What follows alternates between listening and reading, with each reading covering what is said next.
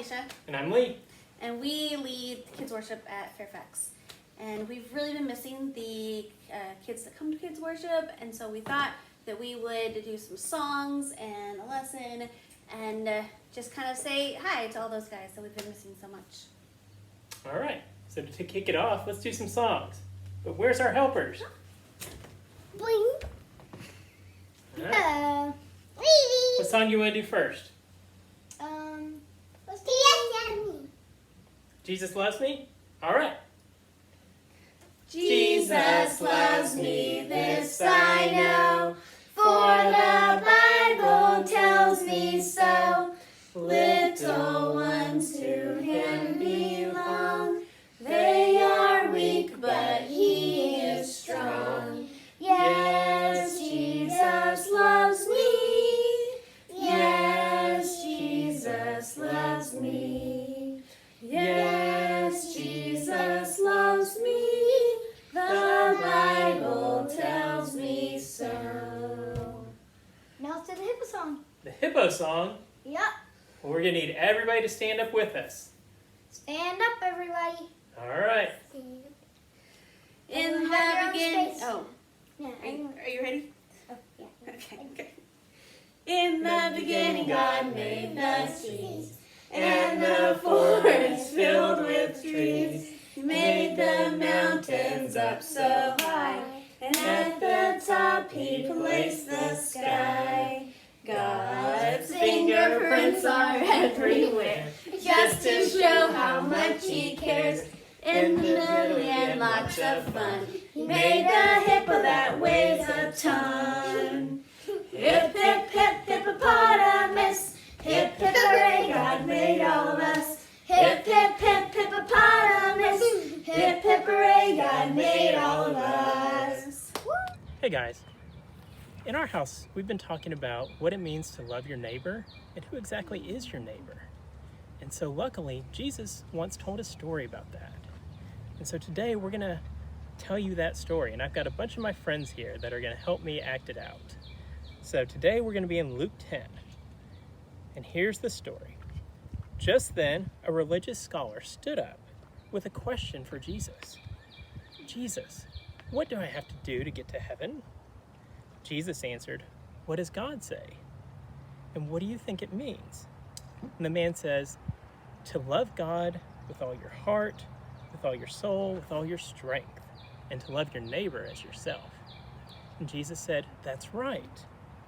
Go do that, and you'll live forever with me. Looking for a loophole, he answered, and how would you define neighbor? Jesus answered with a story. There once was a man traveling from Jerusalem to Jericho. On the way, he was attacked by robbers. They took his clothes, beat him, and left him there hurt badly. But luckily, a priest was on his way down that very same road. However, when he got to the injured man, he crossed over to the other side. Then, a Levite religious man showed up. But he too avoided the injured man.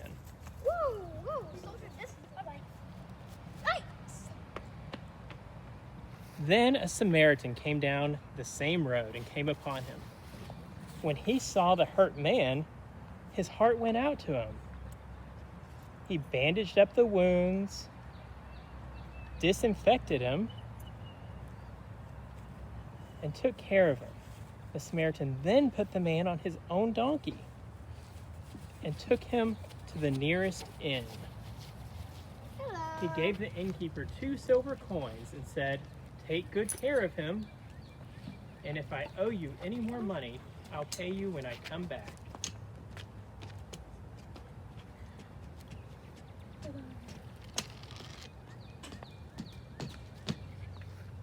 Jesus asked the scholar, which of these do you think was a neighbor to the injured man?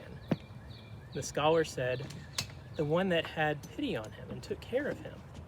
And Jesus said, that's right. Go do the same thing. So Jericho, from the story you acted out, what did you learn? Who's your neighbor? I learned that every single person in the world is my neighbor. Oh yeah? Like mommy? Mm-hmm. Okay. What about the people that live over there? My neighbor? Yeah? Mm-hmm. What about somebody who you haven't met? Still my neighbor. What if it's somebody who looks different from you? Still my neighbor. Every single person in the world. Even if they look different from me, they're still my neighbor. Okay. And what did Jesus, the story, say that we should do for our neighbors? You should always care for them. Okay. Very good. All right, guys. We got some good lessons from that from Jericho, but I also wanted to tell you something else. As I've been reading some of Jesus' stories, and they call those parables, I've been looking a little bit more at them. And not only do they tell us good ways that we're supposed to live, the stories also tell us something about Jesus. And so when I was reading this story, I was thinking, what does this tell me about Jesus? And what Jesus was telling us about himself in that story. And I started thinking, the man who was the Good Samaritan took the hurt man to an inn and spent a lot of money on him. And he spent a lot of time getting him to the inn. And if you think about it, Jesus came from heaven and he spent a lot of his time with us, and he's paid a really big price to be with us. So for me, that says that he was teaching us that there's no price too big to pay for your neighbor. And so that tells me that when Jesus came to earth, he paid a big cost to be with us, to spend time with us, and to die for us. And so from that, I've learned that there's no cost too great to be a good neighbor, to love one another, and to treat people like Jesus would have us to. All right, I hope you guys enjoyed that story. And what we're going to do is we're going to do a small craft. And I bet you guys can probably do this at home too. And the craft is going to help us remember the story and remember what we learned in the story. So today we've got some Band-Aids and some markers. And even though, does anybody have an ouch today? Lindley, do you have an ouch? Cole, Jericho? No? Ow! Well, Cole has one now. And so he needs a Band-Aid. And so what we're going to do is we're going to open our Band-Aids and we are going to write something on our Band-Aid to help us remember something about the lesson. Okay. About being a good neighbor. Like maybe we're going to write love on there. Maybe we can write smile. Maybe we can write happy or friendly.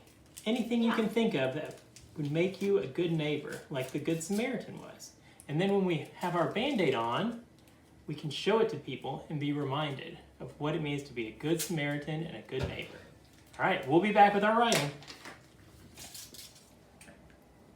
All right, well, welcome back. I hope you guys had fun decorating your Band-Aids with words or pictures or something to remind you on how to be a good neighbor. Lindley, what did you draw on your Band-Aid to remind you to be a good neighbor like the Good Samaritan? Funny sandwich. A sandwich. So sometimes, a funny one. So sometimes maybe being a good neighbor is giving a sandwich, even a funny one, to your neighbor? Good. Cole, what does your Band-Aid say? Mine says compassion. Compassion. Very good. I like that. And what does that mean? It means you're compassionate for others. Okay, you have compassion on others. Like the Good Samaritan did to the hurt person, right? Mm-hmm. Yeah, he took care of his hurts and made him feel better, right? Yep. Yeah. Mine says joy, because I think we can all use a little more joy these days. So I'm going to remind myself to be joyful. Jericho, did you lose your Band-Aid? I don't see it. No, it's right here. Oh my! What does yours say, Jer? Oh, I can't read it right now. Okay, how about I read it to you? It says, love, kind, friend, and nice. And then there's a picture in the middle of two people holding a heart. Oh, wonderful. And that's all the good things about being a neighbor, isn't it? Yep. All right. Well, we hope you guys had fun with us today at Kids Worship. We miss you so much. We can't wait to see you soon and get great big hugs. Nope. Can't wait to see you soon. And we hope you have a wonderful summer. Bye, everybody. Bye-bye.